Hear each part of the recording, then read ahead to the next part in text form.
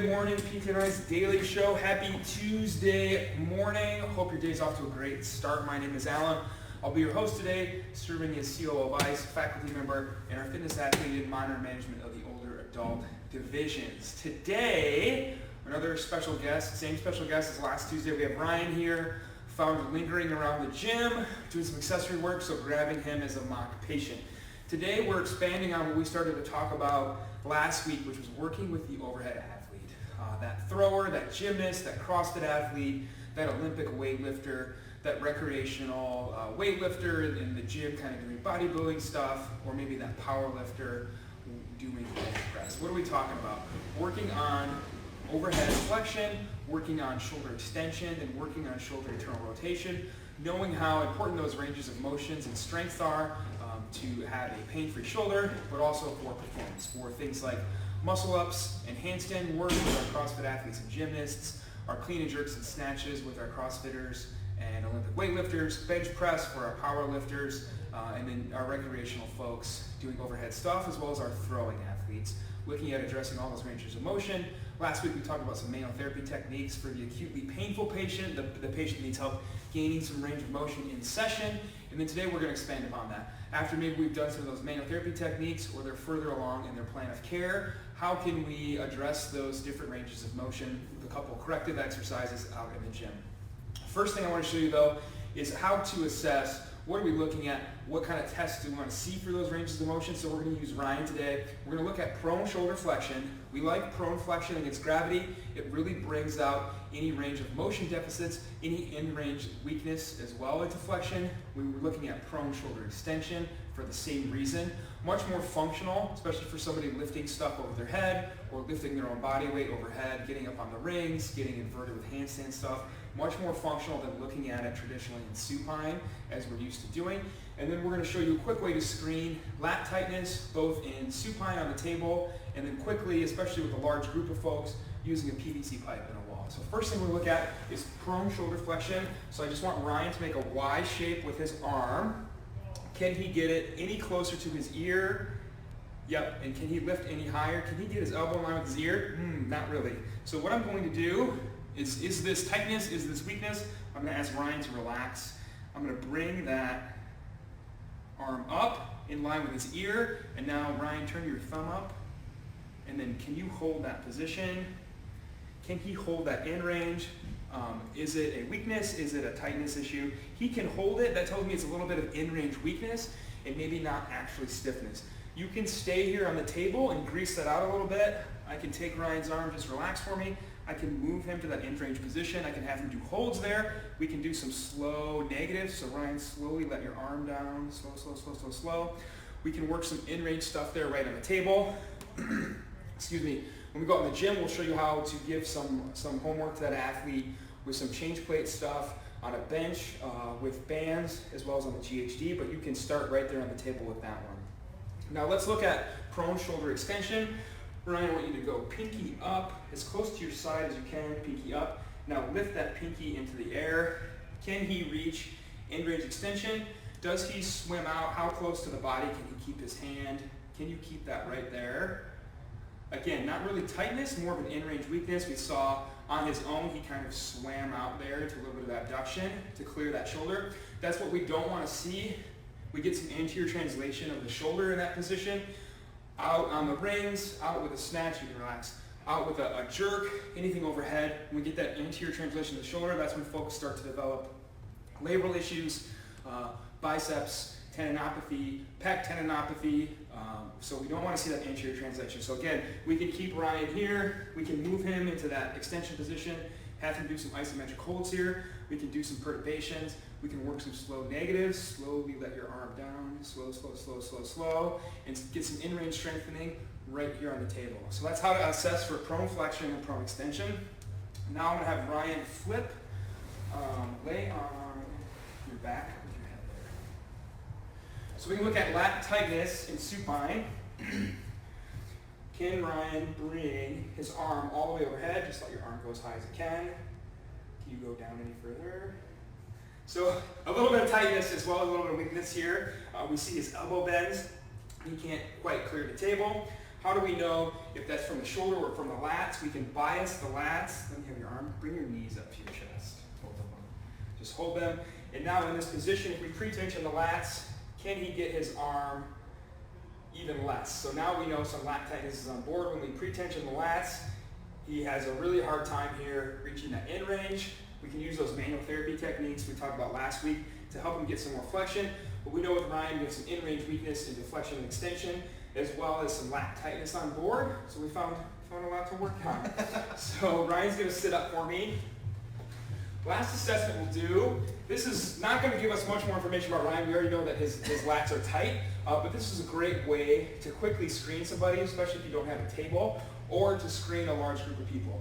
So maybe you're screening an entire CrossFit gym, maybe you're doing a workshop, maybe you're working with some gymnasts, PVC pipe, dowel rod, whatever. With this test is a quick way to screen a large group of people at once and kind of pick out who has some lat tightness on board. So first position, legs crossed, low back in the wall. We don't want to see any arching. Give them a PVC pipe, wide grip with their elbows straight. Pronated grip here, palms down. Have him lift that PVC overhead. Can he hit the wall? Am I looking for any excessive elbow bend, any dumping of the shoulder forward in the anterior translation? Not really there, but now I want to see, bring that pipe back down, Ryan. Palms up now. Let's wind up the lats like we did on the table. Supinated grip. Now lift that pipe overhead. Not quite. Got a little bit of gap between the wall here, and he's going to his fingertips as well on the PVC pipe, so he's finding a lot of tension in his lats. He's got a lot of tightness there, not quite getting to the wall. Again, we already knew that from the supine test, but that's a great way. You can have 30 people along a wall, and you can quickly assess their lat tightness with this test. So that's a great test to look at. That's it. So we'll say goodbye to Ryan. We'll let him go home. We'll go out into the gym, and we'll do some corrective exercises.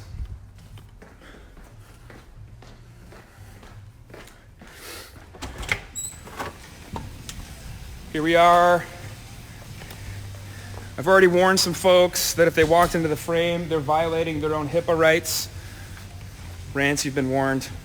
So, first thing we're going to do to improve that overhead flexion position is to get some band-assisted scaption going on. So, from behind, that person who doesn't have full range of motion, or full range of motion is painful, thumb up grip with a band behind them, kind of heavy tension, because what we're going to do is we're going to lift, and as we cross 90 degrees, that band is actually going to assist us into overhead flexion. Same thing here is on the table. Can we keep that elbow as close to the ears as possible? Is my head cut off? Thank you. Can we get that elbow close to the ear? Are we arching the back, or can we bring our ribs down and show a nice upright position and use that band to help grease out full range of motion? This is a great warm-up, a little bit of strengthening, especially lifting to 90. This is great for that acutely painful patient to help grease out full in-range flexion. From there, we can go prone on a bench.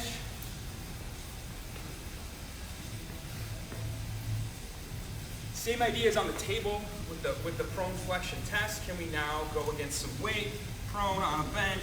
Can we lift into that Y position, get our elbow in line with the ear, making sure we're not dumping our head forward to clear that range of motion, but actually lifting the arm into full range of motion flexion.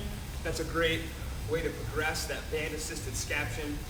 And then making it even more functional, can we... Rance, you just going to sit there the whole time? I'm just kidding, you're good. Can we go, you're fine. Can we go to the GHD? If you don't have a GHD, that's fine.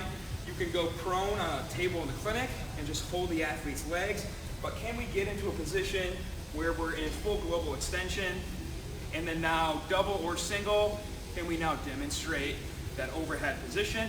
This starts to look very functional to the athlete. It starts to look like the overhead position of a snatch, the overhead position of a jerk, with the addition of training the glutes and the back extensors at the same time. It starts to become a very functional progression of that prone flexion, getting away from just doing stuff prone on the table starting to become much more functional, much more challenging for the athlete, much more sport specific, and especially a return to sport for the overhead athlete. So that's addressing flexion. The last thing I want to show is just a way to address that lat tightness. If you think that is addressing flexion, PVC pipe and a bench or a table. PVC is great with change plates because you can just throw that change plate. Make sure you all can see me. Yep, good. Throw that change plate on the PVC. Same idea as with the assessment. That wide grip, that supinated grip. Lay down, feet bent or straight to start. Can we slowly control that eccentric and get all the way overhead? If that's easy, can we bend the knees up, pre-tension the lats, and still work that overhead position? We can load that up quite heavy and do a lot of heavy eccentrics, which is going to lengthen that lat tissue and help with that full range of motion and deflection. So that's flexion. Let's address internal rotation. Carla, leave those bands alone. Give me 30 seconds. No problem. Get all these CrossFit members doing their homework. So now, let's address internal rotation. So commonly, we have folks start with this kind of generic banded IR, and they never progress from here. That's okay initially. Somebody can be painful, isometrics, working concentrics, eccentrics, but to make it more functional, especially for the overhead athlete, we really need to start to work into front rack and overhead positions, strengthening that internal rotation. So what I like to do, progressing from that banded IR, set up a bench or a chair, and start to imitate that front rack position.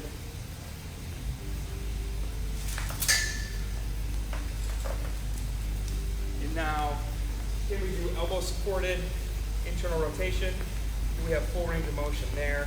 Can we do some heavy negatives here into external rotation? Really lengthen the internal rotators and help improve range of motion while strengthening the internal rotators. Here, making sure that elbow stays down. Again, they don't translate and dump that shoulder forward, that we want to avoid.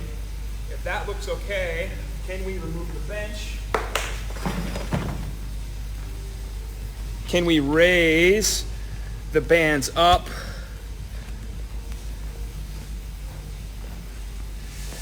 Can we bring them into that full horizontally adducted position, which looks a lot like a front rack for somebody that's having maybe pain with their front rack, in the front squat, the jerk, that sort of thing.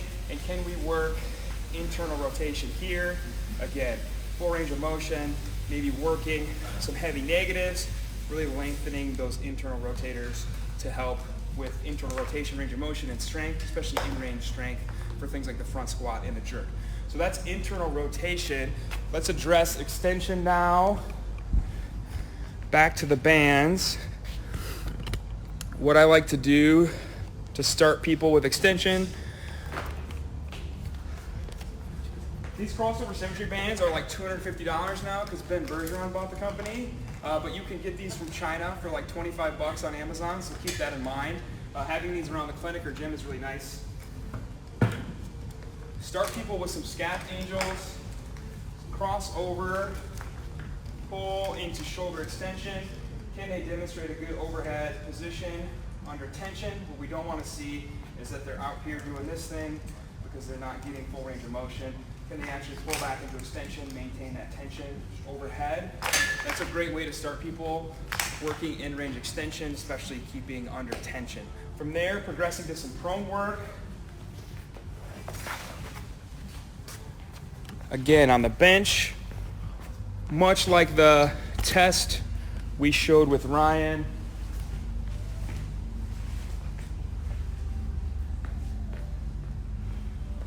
Can we now, focusing on keeping the arm as close to the side as possible, work that in-range extension, not letting the arm flare out into abduction, keeping it as close as possible, strengthening it with some change plates. If that looks good, we can bring our friend the PVC pipe back in.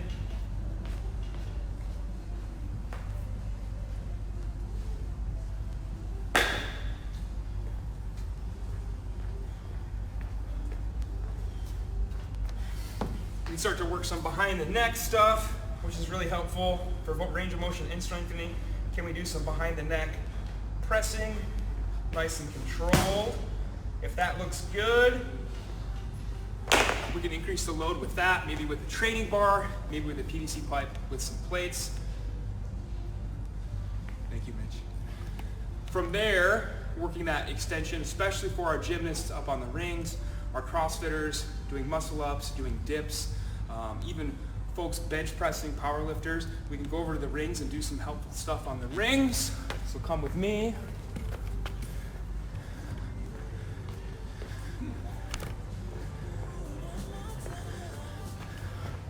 So here we go. Rings are nice to have, even in the clinic.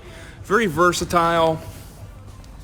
Even for folks who maybe aren't an overhead athlete, being able to do ring rows, single arm ring rows, really work the scaps. It's helpful to have a pair of rings. First thing we can do, no range of motion required, just a lot of strengthening. Can we just do some top support holds? That will still help strengthen the shoulder in general, and definitely into that extension position. From there, can we work into some assisted holds in the bottom of the ring position? So that looks like this. Can we keep the rings closed? Maybe toe assist, holds here, maybe working into a full dip. Again, that's going to strengthen us into extension, into internal rotation. If that's easy, can we remove the toe and do some holds in the bottom? And from there, if they can tolerate that pretty well, pain-free, start to do some isometrics in the bottom position of the dip, pain-free. Maybe now they're ready to go back to full range of motion ring dips, full range of motion muscle ups, tolerate that dynamic activity. Probably at that point, if they're tolerating that pretty well, ready to return to full overhead activity, snatching, jerking, muscle ups, throwing. But that's a way to progress and assess shoulder extension, and as a whole, flexion and internal rotation as well. So we covered how to assess those ranges of motion in prone, in the treatment room, in supine, looking at lat tightness, how to address flexion, how to address internal rotation, and a couple ways to address extension as well. So hope that helps. A progression of what we talked about last week. Manual therapy for the acutely painful patient, help restore some range of motion in session, and then get them out here in the gym. Some ways to start strengthening and working on range of motion for the lower level patient, for the acutely painful patient, and then how to progress each of those movements to get that person back to full overhead activity. Hope that helps. If you want to learn more about this, definitely check out Eric's course, Eric Chaconis. He slaughters it with extremity. If you're looking at getting better working with the shoulder, the elbow, the hip, the knee, that's the course for you. If you want to learn more about working with overhead athletes, CrossFitters, Olympic weightlifters, powerlifters, gymnasts, then definitely come check out us in the fitness athlete division. We have 2 online courses and our live course, so come out and see us on the road, join us online, understand how to work with these athletes a little bit better. Your next chance to check out Essential Foundations online with Mitch and myself is March 2nd. You can catch Mitch this weekend in Vancouver, and you can catch us out on the road, Tennessee, New Jersey, Boston, whole bunch of opportunities this year to catch us on the road for Fitness Athlete Live. That's all I've got for you. Have a great Tuesday. I'll see you all Friday. We're going to talk about heel drop as it pertains to Olympic weightlifting, to CrossFit, and to running, different styles of shoes, different types of heel drops. So come back Friday to check that out. Have a great Tuesday. Bye, everybody. Impressive.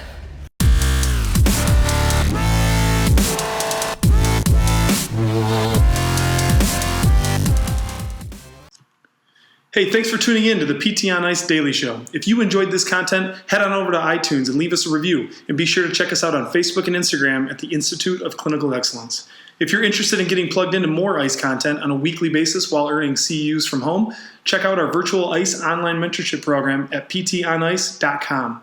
While you're there, sign up for our Hump Day Hustling newsletter for a free email every Wednesday morning with our top 5 research articles and social media posts that we think are worth reading. Head over to ptonice.com and scroll to the bottom of the page to sign up.